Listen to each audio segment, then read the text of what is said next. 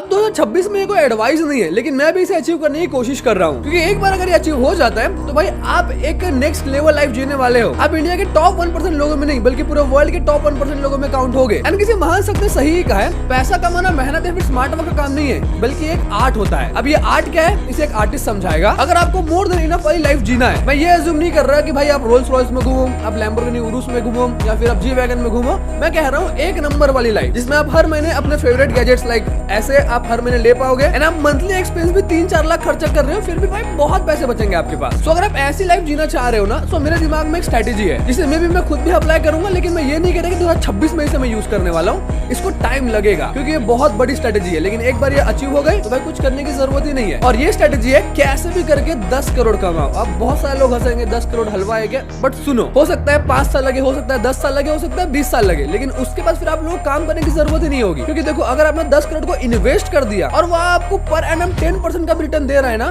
तो वो 1 करोड़ होता है। 10 करोड़ आपके वैसे के वैसे रखे और हर साल आप लोगों को 1 करोड़ का मुनाफा।